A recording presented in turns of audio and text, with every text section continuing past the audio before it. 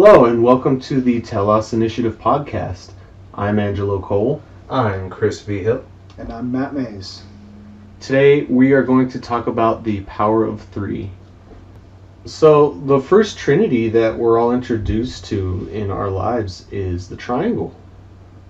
Basic geometry, the shape of the triangle symbolically is pointing to something higher if you think about it. Triangles generally look like an upward facing arrow. And if you think about it, the 2 points on the bottom, the lower you go, the more separate they are. And as you move upward, they unite. And so the triangle in and of itself can be a beautiful symbol representing love and unity. Okay. And our families echo that, right? A Right. man and a woman come together, and they have a child. It's Yes. the Holy Trinity. Definitely, exactly. So if you think about archetypes, right? Sometimes people will relate the polarity of the universe, yin and yang, to like male and female, because the metaphor of sex and procreation is a powerful one. So when two opposite energies come together and unite, they create something, not just a combination of themselves, but an entirely new entity, something beyond just the sum of their parts. So when you brought this up, I mean, the first thing that came to my mind was the philosopher Pythagoras, right? Who gives us kind of like the beginnings of geometry. And, right, we have the Pythagorean theorem because of him. Mm-hmm. Mathematics was not just numbers, but there was something sacred and spiritual about numbers. And when we get to 3, we start with 1, which is, I just had the words a second ago, like singular, unifying, one in total. Right. The 1 is powerful in and of itself because it's, when you talk about unity, uni is the prefix in a lot of things. Universe is the great one. Everything that we know of and the material world is united as one verse. The word universe is one word. 2 introduces both cooperation and competition. So you can have 2 parties that war with each other, and you can also have 2 parties that love each other and cooperate. Mm-hmm. Or even are just polar opposites in their very being, but they can complement each other. It brings to mind the word dualism, Right. right? Mind and body, husband, wife. Yeah. Tension of opposites. Up It and down. seems to me that it's in relation to balance as well. Right. When we go back to the triangle, we have the 2 points on the bottom, and then we have the 1 point at the top.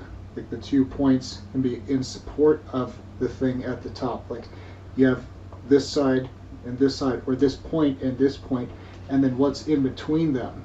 We say you have this person, and what brings them together, they're in the context of a relationship. It's as if the relationship is the third. So what is the commonality between those people? Where do they overlap? You could say, if we think of this in terms of a Venn diagram, you have this circle and this circle. What is in the middle where they come together? What reconciles them, or what brings them to equilibrium? Right. So once you have 2, the cooperation factor or the coming together factor leads to the number 3 because something inevitably comes out of it. But if you have the competition between the 2, it's usually a destruction. The 2 competing, either one will prevail over the other or they both will cease to exist. But with cooperation and with love, another thing comes out of it. And also, it doesn't necessarily have to be three doesn't have to be like one thing coming from two other things. It could just be three unique and separate entities cooperating with each other. So the reason I enjoy having the three of us communicate through this podcast and have this dialogue is because I think it's in some ways a magic number. If two of us kind of are conflicting and getting in an argument, the third can serve as a mediator or the third vote No, yeah. to break the tie. It helps to keep things civil and keep us on the right track, moving towards our higher telos, our higher goals. Wherever we're pointed to. Mm-hmm. And, I just remember you and I, Angelo, we had a youth group leader when we were kids.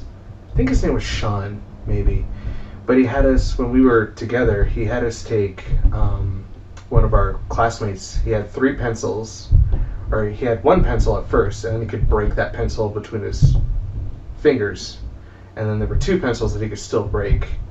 And then I think he quoted, I don't remember who he was quoting. I don't remember if it was biblical or not, but 3 pencils couldn't be broken in the allegory or in the metaphor. Of course, our I don't remember that at all. massive class. But there's there's a verse in the Bible as well that triple braided cord is not easily broken. Oh, Maybe that was it. Yeah. Maybe that was. So that could be to your point earlier. Like if 2 people are having a conflict, then you as the third can come in and be like, "Hey guys, you're not in it. You can stand outside of it, but you can have a perspective to look in it, and your sight is clear while being able to hopefully reconcile the viewpoint of this person and this person, and again try and create that equilibrium." Yeah, Right. that's why I really like this group. I mean, you, Angelo, you've really, as far as I see, right, I think you've really stayed on the path that we were presented as children. You really stayed on that very well, more or less. More or less, yeah. I Um, definitely strayed in different ways for a long time, but And I went way off the edge there. sure. Just to make it back. And then Matt, not knowing really the totality of your spiritual battles that you've faced over your life, but you come in, you have this completely different type of paradigm that you're operating from with your art and with your spiritual studies, and it really balances out everything that we've got going on here. So I really appreciate that. I would definitely say the ideas that I have now and the philosophy that I prescribe to now, or ascribe to, I don't know. Prescribe to? Subscribe. Subscribe. That's the word I'm looking for. Yeah. The philosophy that I subscribe to now is still pretty radically different from what it was when I was a child. As a kid, you think like a child. You don't really understand. You're kind of just glomming onto what your trusted adult figures are teaching you and showing you, and then as you kind of get older and go through adolescence, you break away, and then you come back to some things with new eyes as an adult. And I think in that sense, I definitely have a very different understanding than I used to. It's a lot more well thought out and purposeful. Yeah. So, going back to the idea of the power of 3, I think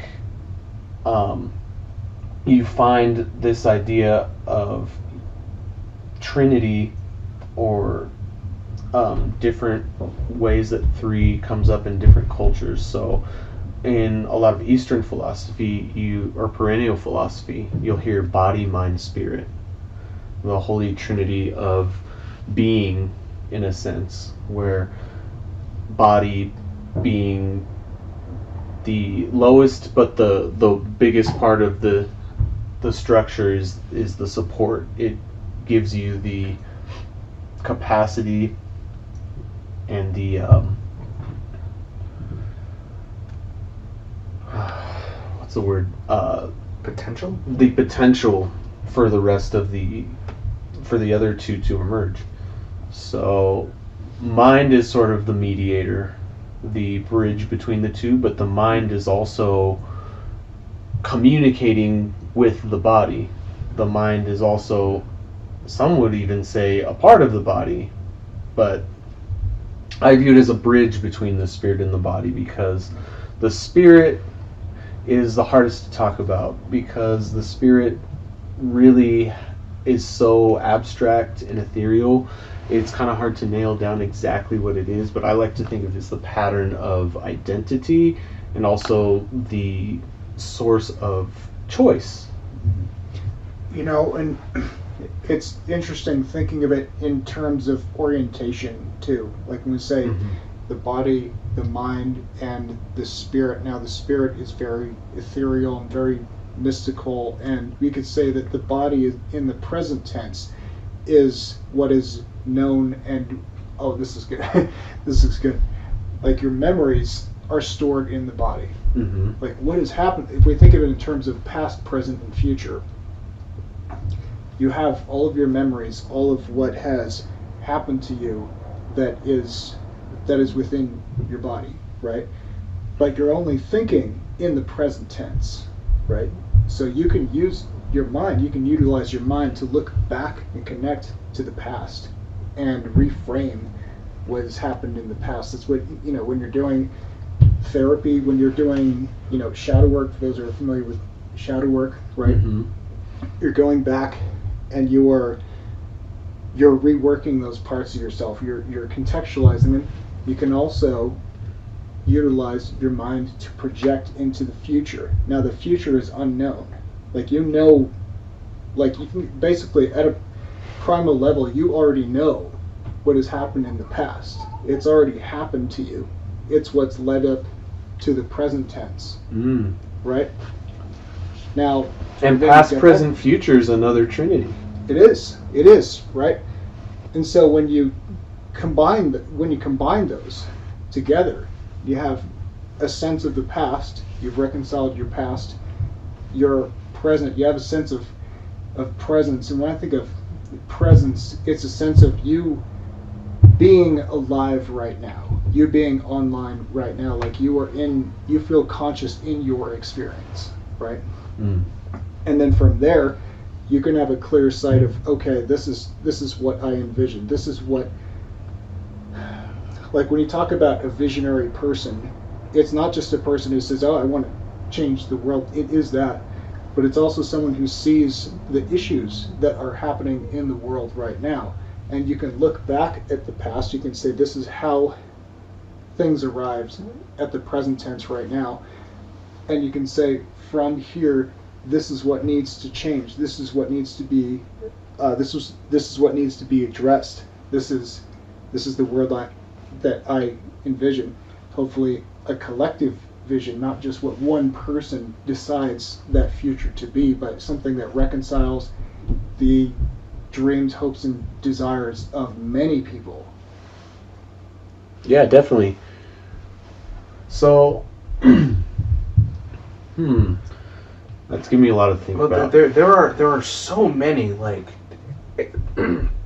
extremely heavy concepts in that idea that you just presented, like dreams and desires. Like, oh my gosh, but it's like your present state of being collectively encapsulates both history and future. And I can't help but think about once again I was reading up on my Alex Gray and he speaks about the body. I think there's even a modern present day book called The Body Keeps Score, and how our present our past, our history leaves a mark on our bodies on every level, both the muscular systems and like the central nervous systems, and that's a part of you now in your present state of being. So you have to take that, you have to take your body presently, and then your mind, being the bridge, the mediator between the spiritual and the physical realm, has to take symbols and words and communicate your body and your mind to the spirit world. That's why when you have like a symbol, like, I'm a Christian and I believe Jesus is more than just a symbol. But if you have a symbol of Jesus, that man is both history and future and is time and eternity. Wow. Yeah, there's another trinity that keeps coming to mind in my studies, and it's the trinity of being, doing, and knowing. And in some sense it relates to that same body, mind, and spirit, because the body is very much tied to being, the mind is very much tied to knowing, and the spirit related to your will and your capacity to change and move forward is very related to doing. And if you think about it, a lot of different religions tend to emphasize some of the focus on one of these three aspects: being, doing, or knowing. So I would say something along the Eastern philosophy side, like Buddhism, tends to focus on being, be present, be here now. Very much don't worry so much about time. Time is more of an illusion in the sense, versus something like Christianity, the emphasis is a lot more on doing. You have to focus on what is your purpose, what are you headed towards, what are you being a good person, are you in sin, are you giving alms, are you being altruistic, are you attending mass, the right, sacraments. Right, there's so much of an emphasis on your action in Christianity. And then Gnosticism would probably be knowing. I mean, the word Gnosticism itself means knowing. Okay, fair enough. It's an emphasis in moving your knowledge from the present, and the more you discover and understand. Long thought what an interesting thing it would be for like the Christian leaders and humanists to sit down and like have an honest conversation and say this is reconciling both and we're talking about reconciliation again, this point, and then the overlap, right? You could even say the synthesis of polarities, what brings them together, really. So, and it's not even that both of them would dissolve in their polarities, but rather to resolve, right? Okay. Oh, and I remember you had a point on competition earlier. Now, is the competition of, interpersonal competition, like you versus, this person versus this person. But when you put that in the context of ideas, a lot of times, people have ideas that are not worth retaining. Not honestly, they're illusions, right? And this person can have an illusion that only the other person can see from the outside. Like, hey, that's not serving you. That's not true. That's really like that shouldn't be in the code, right? And so you can lovingly, hopefully, confront that person, and if you can be the influence that can help them to dissolve those false ideas, and hopefully they have the humility to know that that's actually a good thing, to know that that's actually good, that someone is challenging not you but the idea. And now with that, you're getting into the person being tied in their identification with the ideas. Now you have to pick those two things apart. You have to know that that person is challenging the merit of the idea that is held, rather than the person who is clinging on to that idea. That's interesting. It does bring to mind this idea of there was like this Greek allegory from a long time ago that I read. I can't remember exactly what it's called, but maybe you guys can help me out if you know what I'm talking about, but there's a man driving a chariot of 2 horses, and one of those horses is like instinct, basically. It's like bodily desires and all of the, animalistic impulses, and the other horse is the more rational and culturally oriented horse. And in order for the man to properly drive the chariot, he has to make sure the horses are working together and tame both of them. And I think that is somewhat akin to that idea of like the mind being a mediator between this body and spirit idea. But also, in some senses, you could say the spirit is the mediator between the body and mind. I mean, have you ever had a conflict between what you ultimately would like to do that you think is good for you mentally and what you want to do in the immediate? Like, oh, I really want to eat this horrible this food that's really going to add some weight to me, something like a donut, and the mind part of you says, no, I can't eat that. I have to stick to this strict diet if I want to reach my weight loss goals or my fitness goals. There's a war within you, and it's sort of between your body. Well, maybe it is between your body and spirit at that point, because the spirit is the thing trying to get you to who you ought to be, but your body is like, give me what I want now. Yeah. Well, and sometimes people we often end up doing this, where you'll spend a portion of your experience, say your life experience, exploring this polarity over here, and you'll actually end up finding something worthy of merit over here.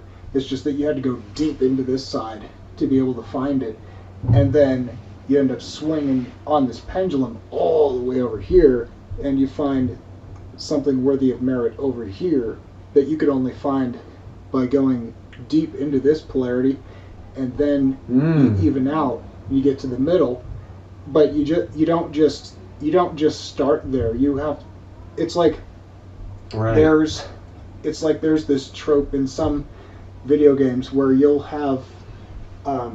start out in the game, you'll have like all of these awesome powers, you'll have like all these awesome abilities in the very, very beginning of the game, and then something happens and you lose all of them, and then you have to spend the rest of the game gaining all these powers. You have to go through the experience of the game, like attaining every Metroid game. Right, Metroid.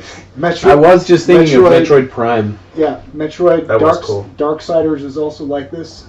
Yeah, like where you have all these awesome abilities and your blade and like all this cool stuff, and then you end up having to earn it throughout the game. But then life is a lot like that, where you'll end up, this is your starting point, and you start with, say, 0 knowledge.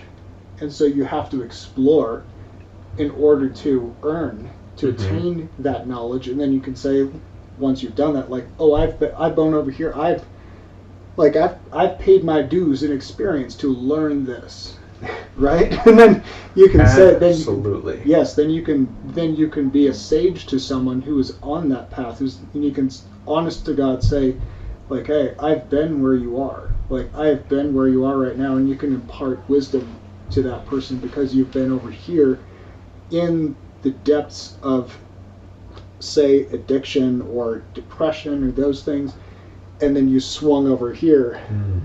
And I think the other polarity of that would be like asceticism, right? You would be, you would learn how to practice restraint. You would know how to harness yourself, and then in the middle, where you can pick up a thing and you can put it down with no problem. So that is absolutely my lived experience ever since I, like, growing up in an ultra conservative Roman Catholic family, and then I got into college, and I started doing exactly the way you described, like swinging left, swinging right, left and right, and it kept getting more extreme. It still is. Up until recently, had been getting more extreme, and the way you said the perfect metaphor, it's the pendulum. I even think of it in terms of the theory of the pendulum by which I have lived my life. Right. And it is, like, now that I've had these extreme, first it became atheism, and then it was Satanism, and I had these extreme, like, practices and beliefs, and, you know, working where I was working, and then swinging back, like, all the way to some form of Christian enlightenment, and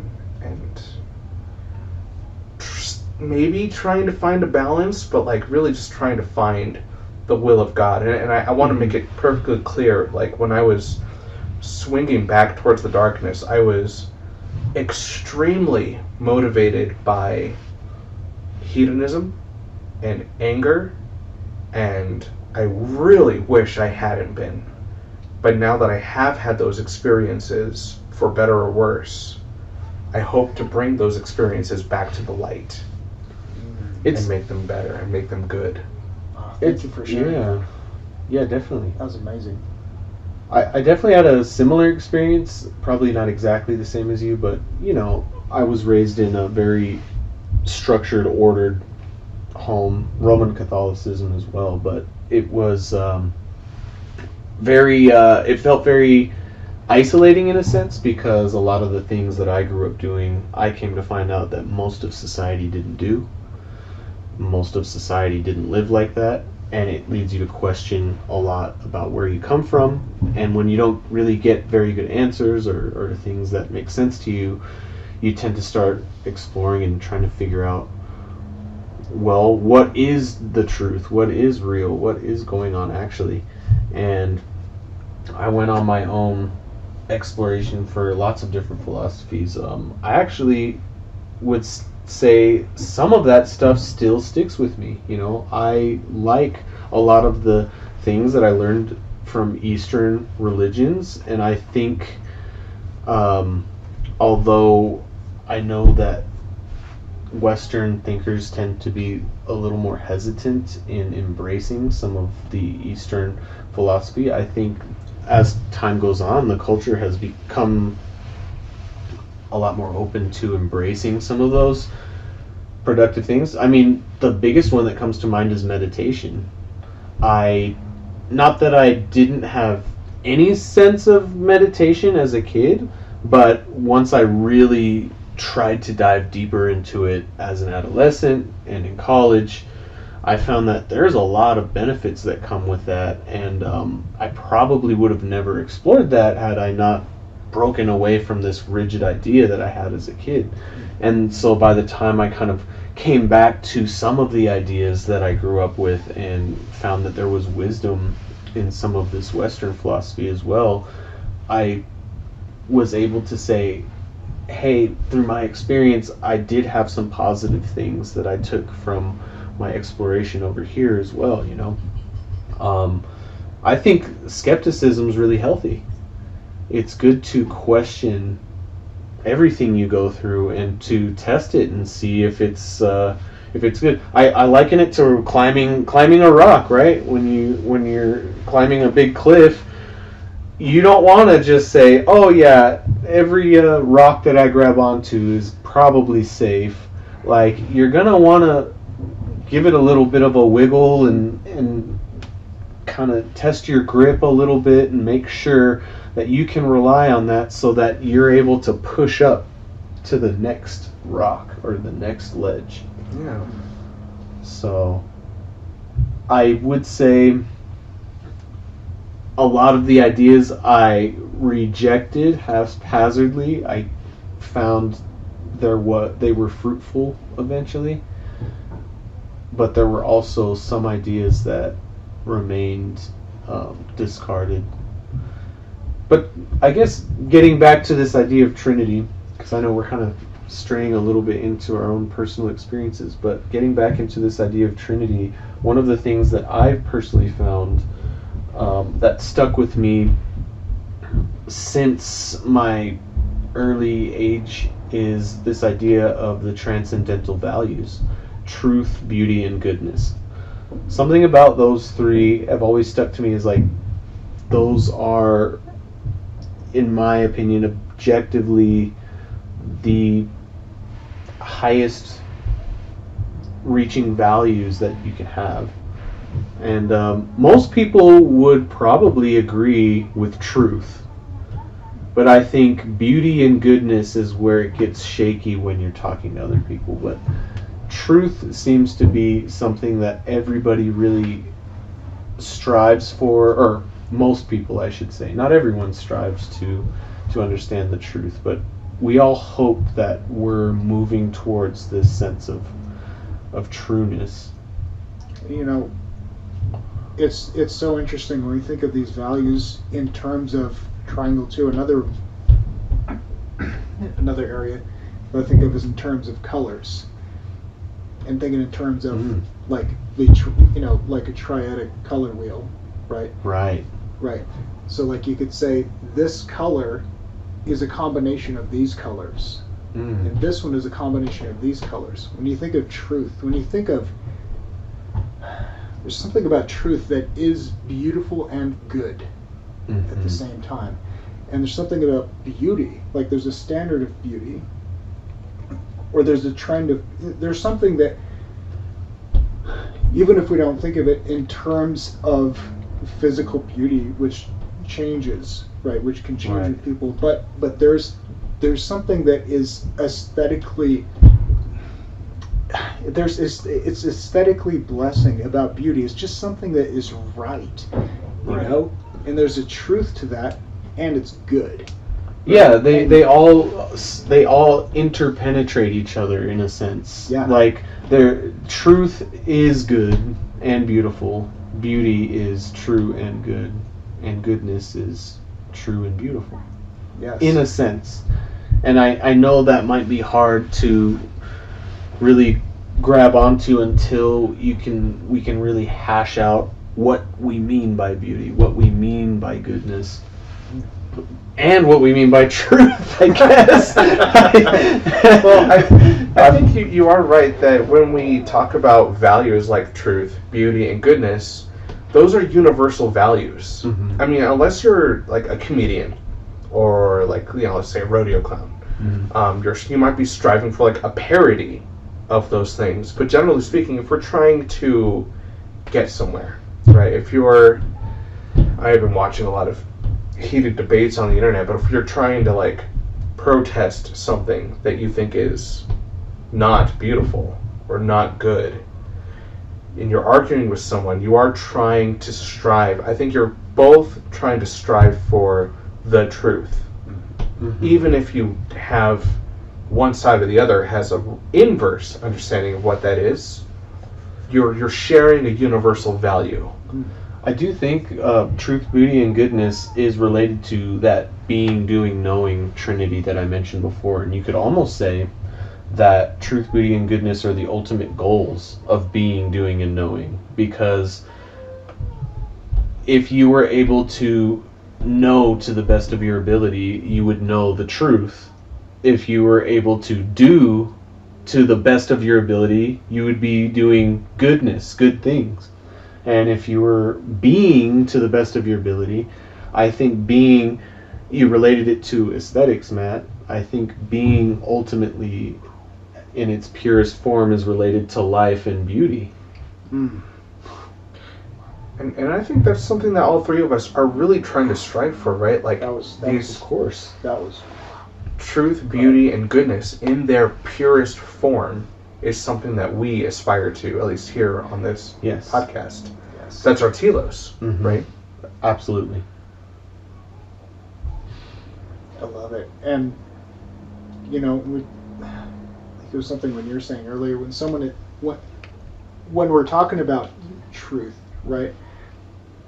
Have you ever noticed, like, when someone says something that you can tell is true, but it's not based in beauty, it's not based in something that's honorable, and it seems cynical, and you're like what you're saying is I can tell that it's factual, but there's something wrong about it, you know? Mm. And my friend and I were having a conversation about this the other day, and she's so like I've so talked about truth so often. I'm done with truth. Just go read Socrates. I'm like, okay. So that's what I'm gonna do. Got it. But there's this one image though. No, she's very, very smart. Oh my god, this woman is fucking brilliant. Anyways, so there's this one image. I don't know if you've seen it, where there's a shape in the middle. There's a cylinder in the middle, and there's a projection on this wall, and a projection on the wall. I know what you're this talking wall, right? about. Yeah. And so it says, "This is true." Oh, but yeah, to yeah. to both the projections, then in the middle, this is truth.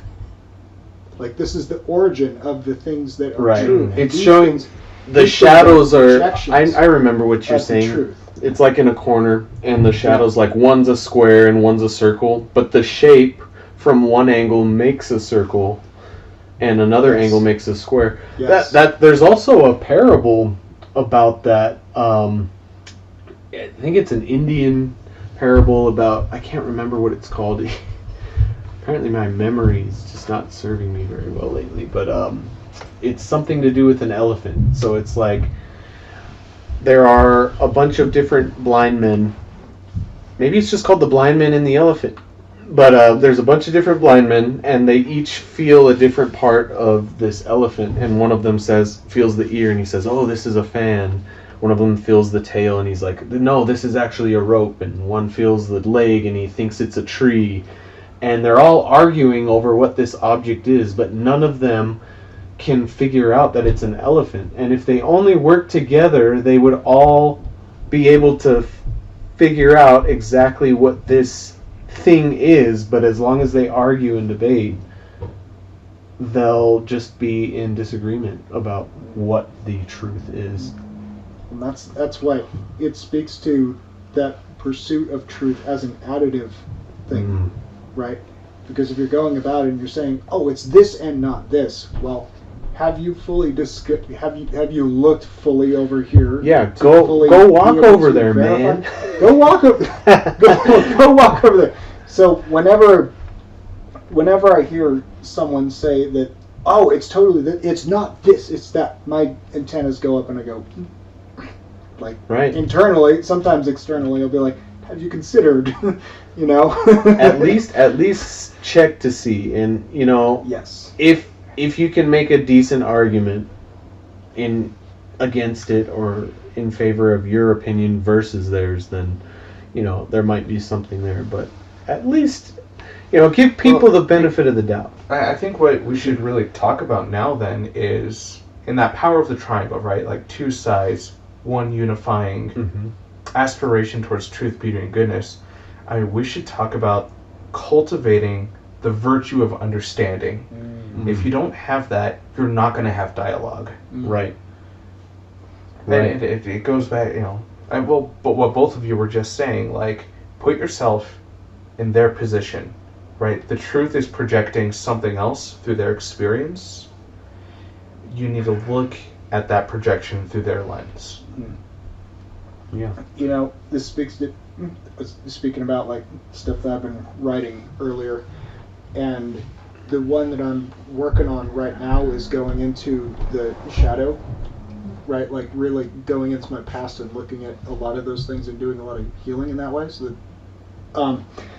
So there's this one part that I wrote that I think really stood out to me. Say we all have our labyrinth that we're going through, right? And as you're going through it and you're looking at someone else, and that person is also in their labyrinth, and they have a perception of you, and you also have a perception of how you think that they perceive you, right? And as you're looking at each other, and if there isn't that understanding, like you say, then you're looking at each other with these sort of funhouse proportions of what that person then perceives you to be, or also what you think that they think of you as. And so then you end up with these warped perceptions, and there's confusion all over the place, when really both of you need to go into self-awareness. Like you're not looking from your center, you're not looking from your self-awareness, And when someone puts a certain projection on you, when someone paints a certain picture of who they think you are, like you have a certain characteristic that sticks out to some people, and then enough people are like putting that on you, then over time, well, it's the thing of like when you have like 3 data points, that's a pattern, right? Mm. At least like 3 people you've heard say this one thing, then you say, well, all these 3 people have said this, it must be true, right? And then you feel trapped in this story that other people have put on you.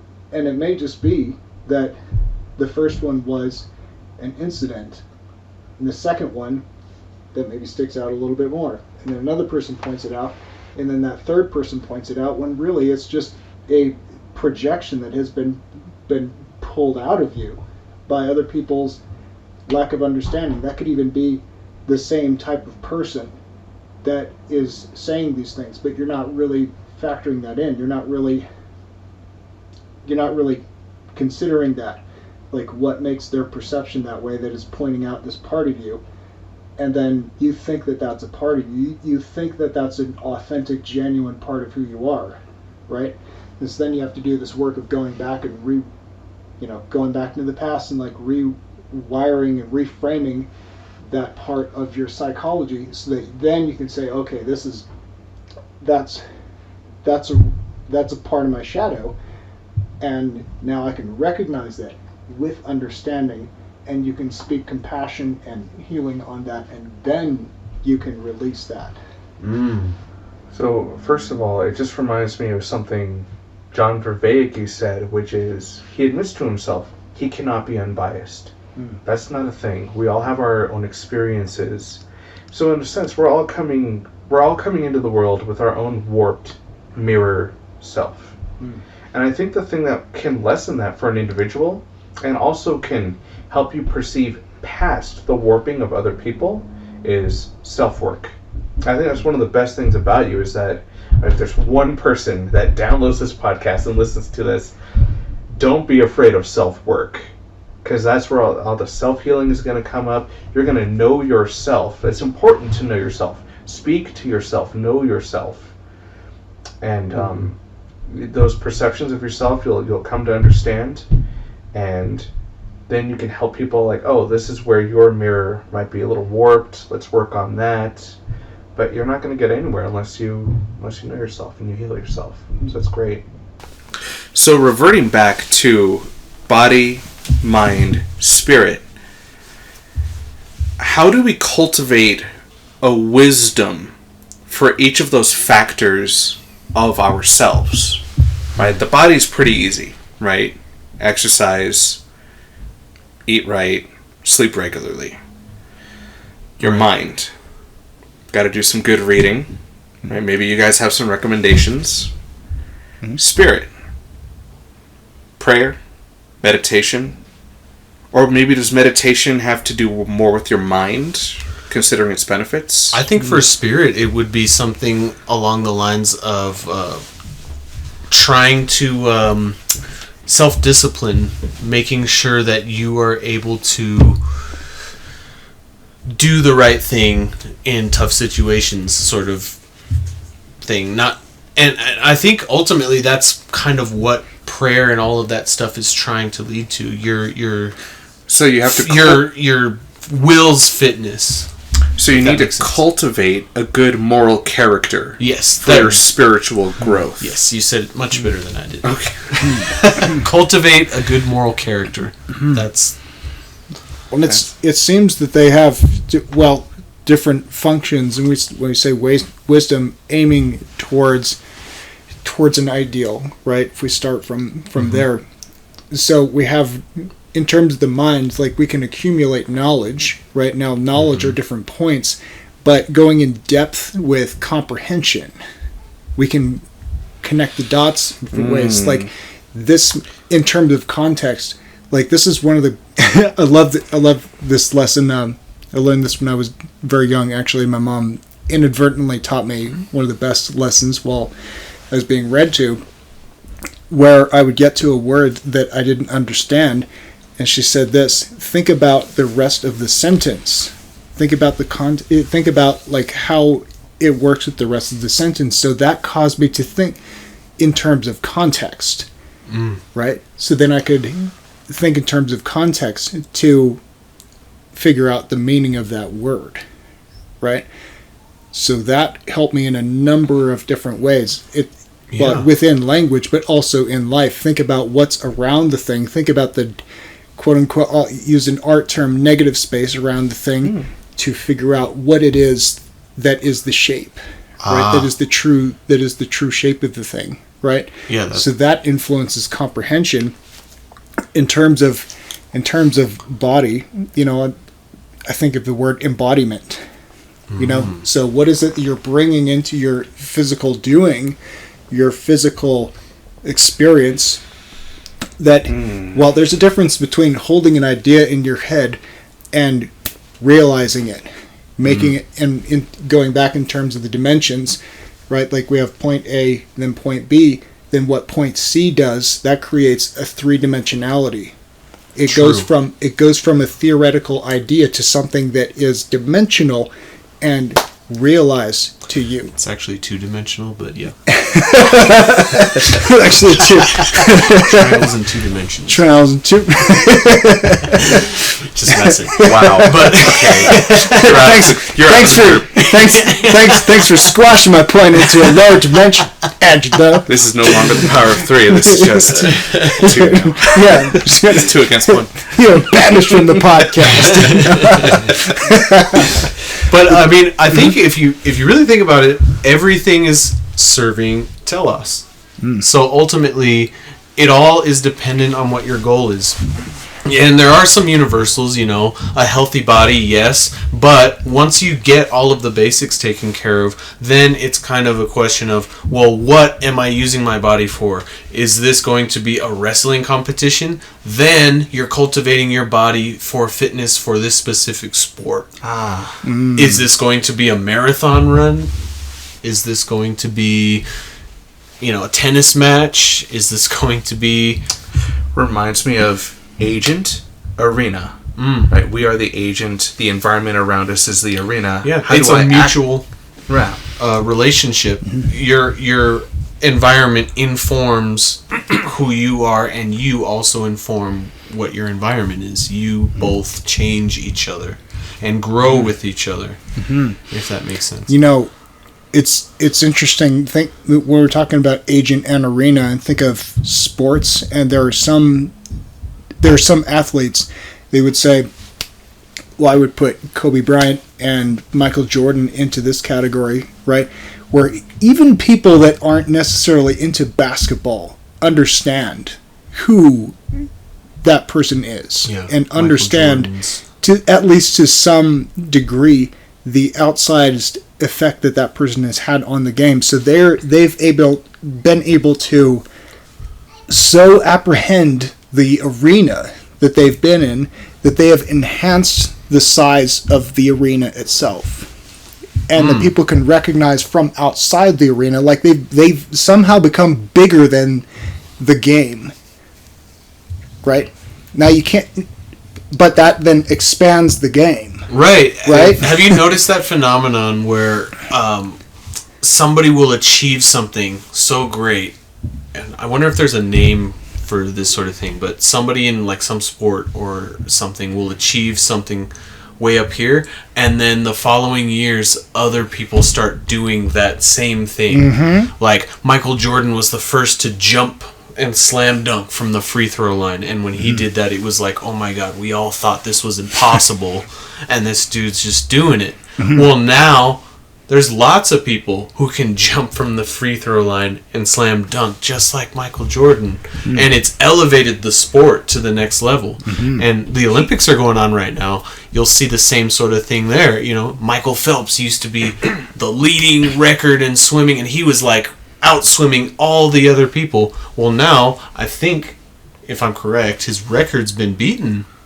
And there's other swimmers who are already swimming past where Michael Phelps was swimming. But Phelps's level of athleticism unlocked that potential for Right. our species. It's almost like we didn't do it until we saw someone else do it, and then we're like, oh my god, we can do it. Yes. And the same thing happens with knowledge, I think, in the mental game. When someone discovers something, it's almost like a lot of other people are like, oh my gosh, that idea unlocked this in my business, and like everybody starts thinking on that level, on that page. Yes, and to tie this back to 3 is in terms of past, what we thought was possible, what was previously achieved, now what is currently being done, and then the future, which is the unlocking of potential, which is the expansion.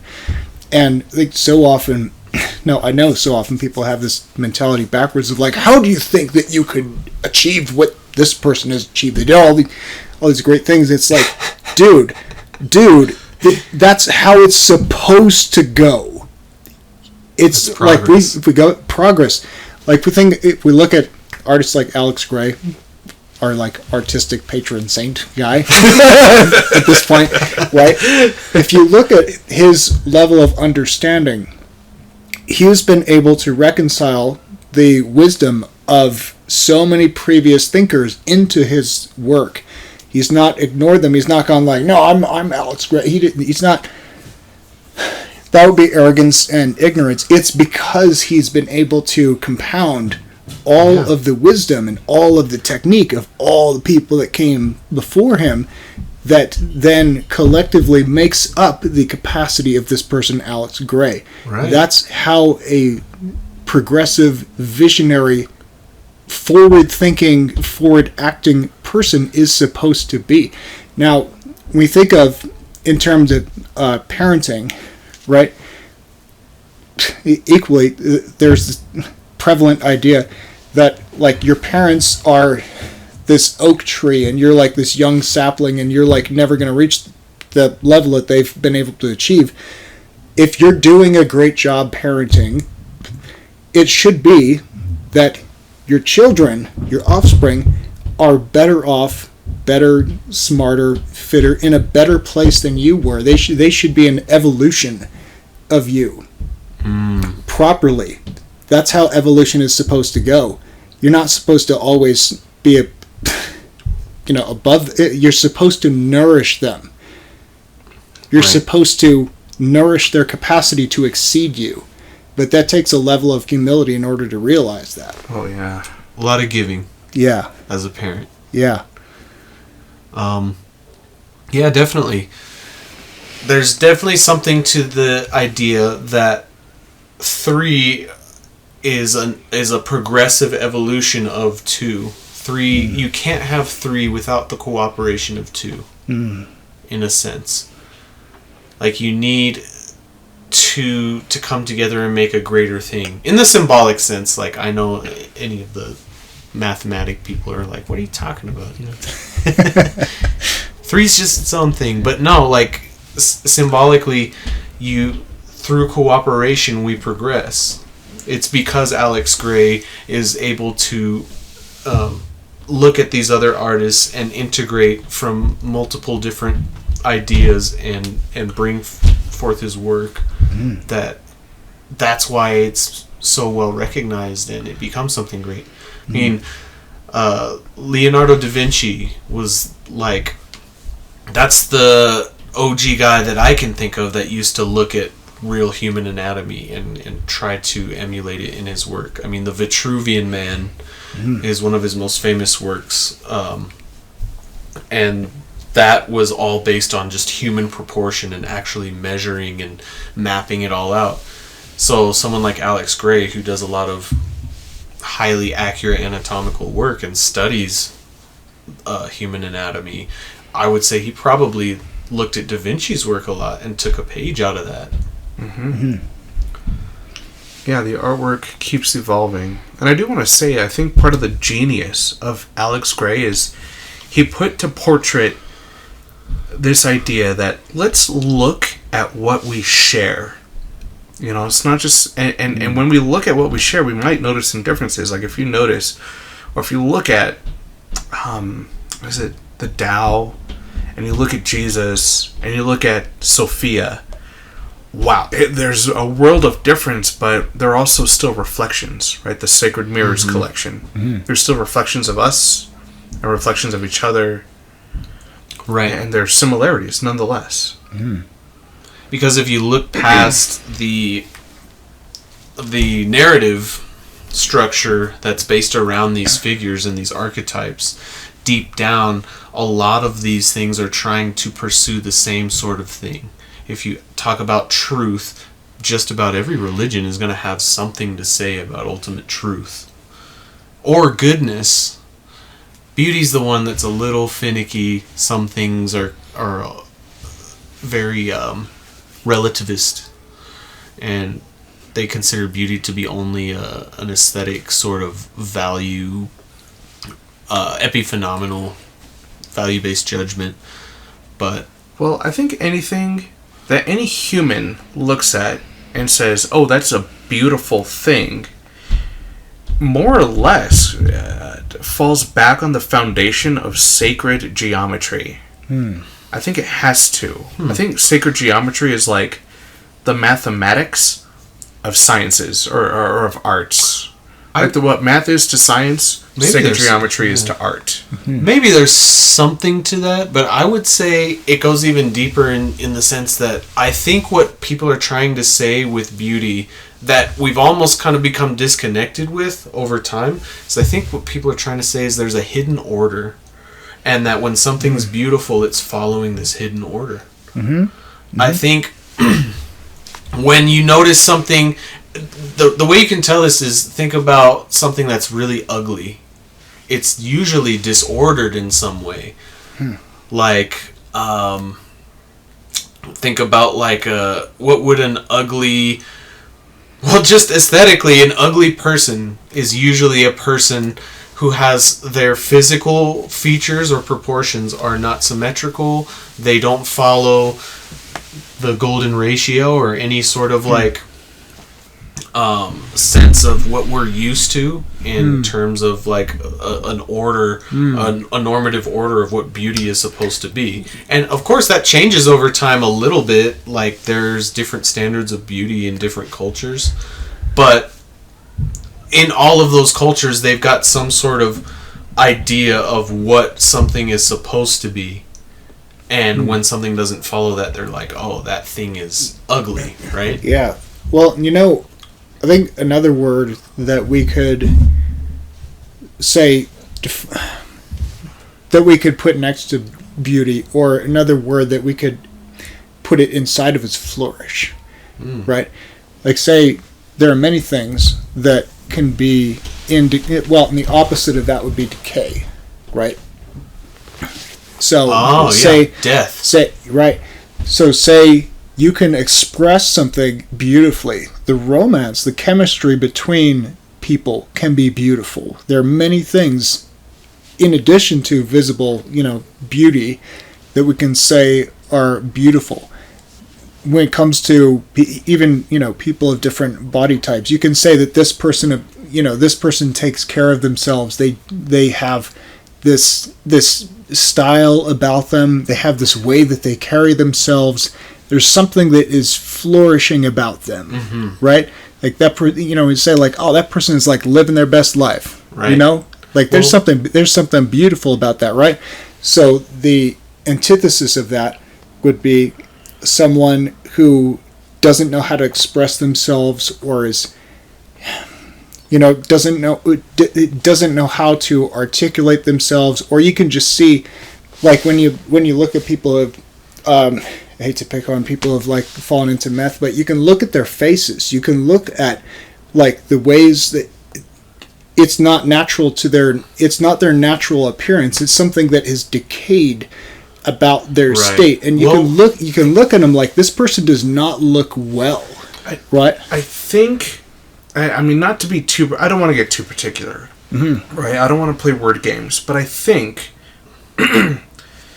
decay is like the opposite of flourishing, but the negative reflection of flourishing is morbidity.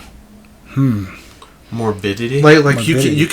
you can let's say you can photograph decaying plants. You can make it like a beautiful thing. Like decay is like a part of the natural cycle that can be a good and true thing, right? Well, and the beauty you're seeing in it is because it's following a natural order, right? Right, yeah.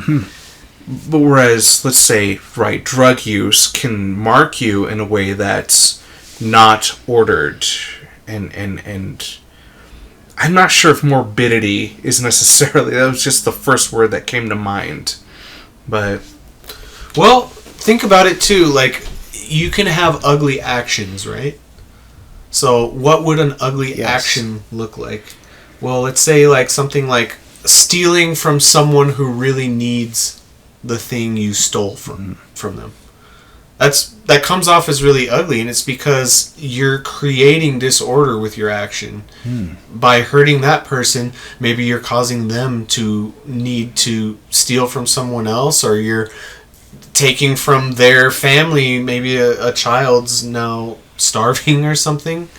But that it's the context that makes that action ugly.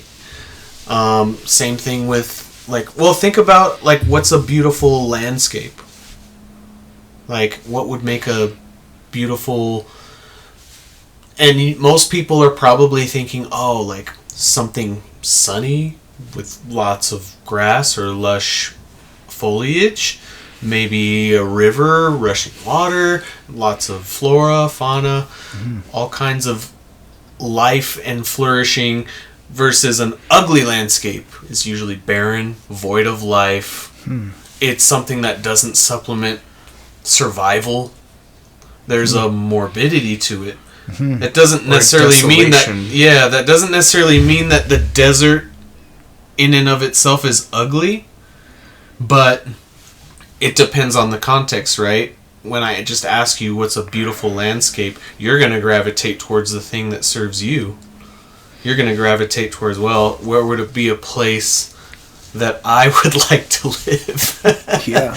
And again, bringing this to the visual sense too, like the subject, and this is what, okay, I'd say one of the wisest things that I've heard in terms of a painting lesson online, right, is don't paint the object, paint the light. So you're painting the way that an object is lit.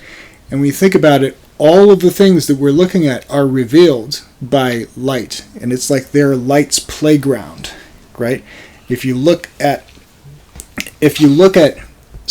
two photographs and say one of them has really compelling lighting, and then the other one, same subject, say even same photograph, but the levels are down and it's muted, right? Same subject, which one looks more appealing? Which one looks more beautiful? The one that's more contrast, the one that is more elevated with the light, right? Yep. In much the same way that you can look at a similar thing and say, from this person's perspective, that thing is beautiful. From this person's perspective, oh, I can't stand, like metal music. Some people listen to metal music, they're just like, what is the, some people, like myself, like, this is freaking awesome. Unless it's Screamo, I cannot.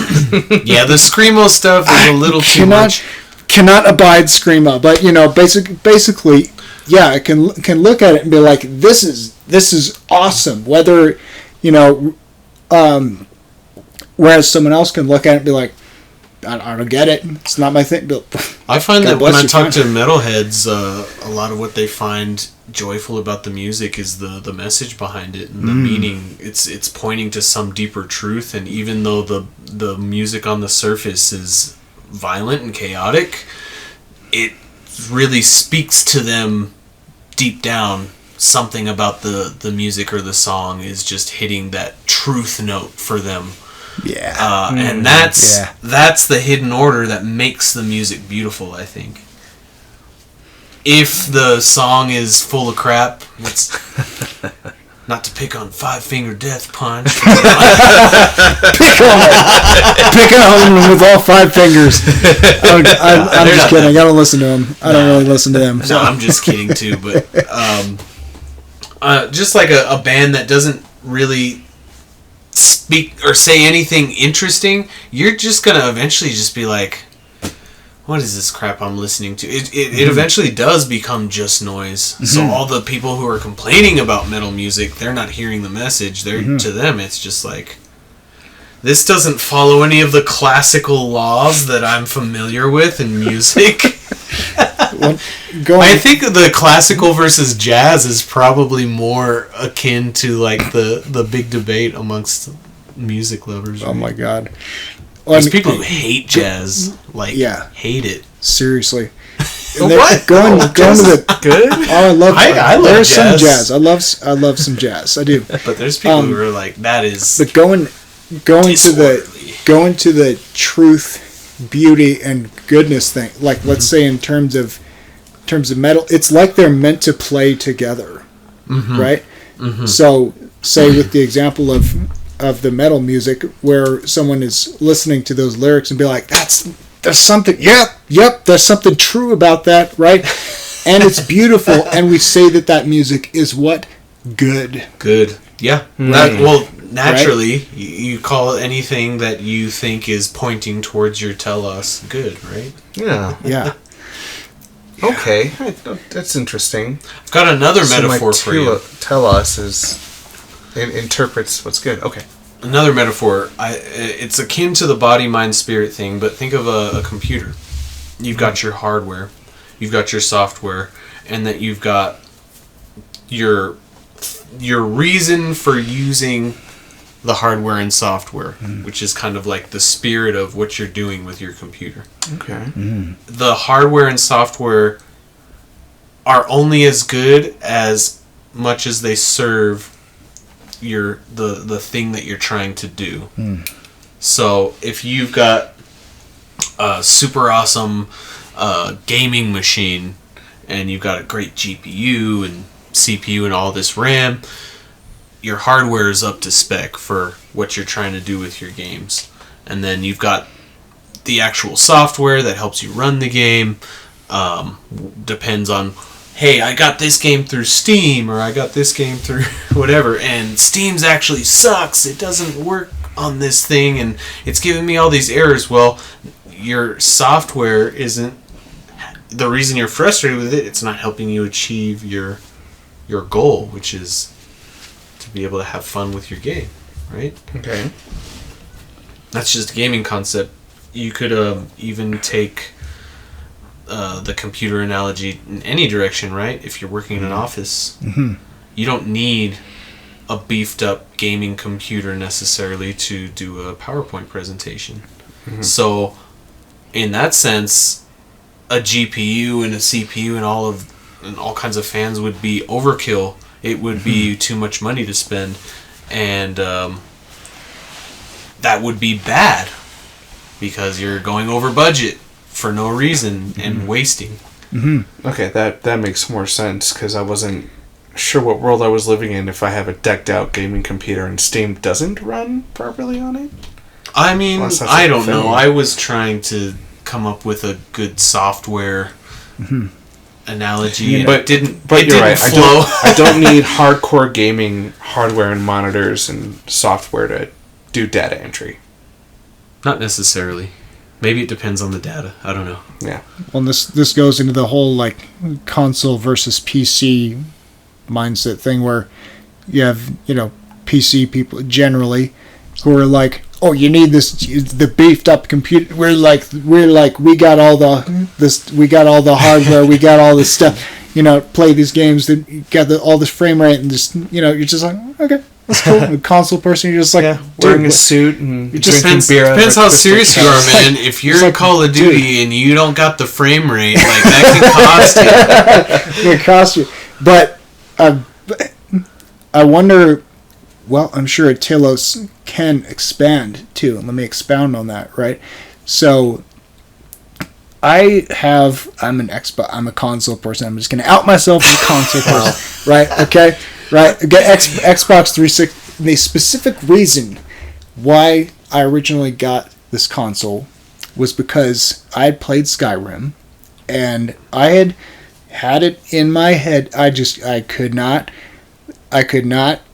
stop thinking about chasing around giants, dragons, and mammoths on horseback and pinning them with arrows and hunting them down. So that was 70% of the reason why I got an Xbox and I got this game. And I was just working super hard on my craft. I'm like, I need a recreational thing I need to hunt some giants, dragons, and mammoths on horseback in Skyrim. That's what I need to do, right?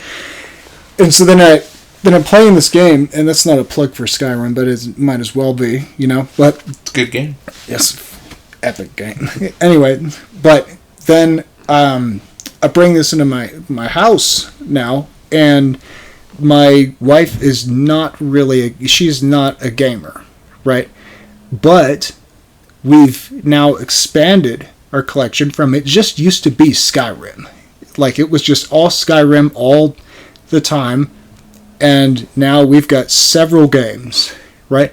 They've even had games that they play amongst each other. They'll play these Lego games. They'll play like they've played like Lego Jurassic Park and all this other kind of stuff, right? Like, that's their games that they play together.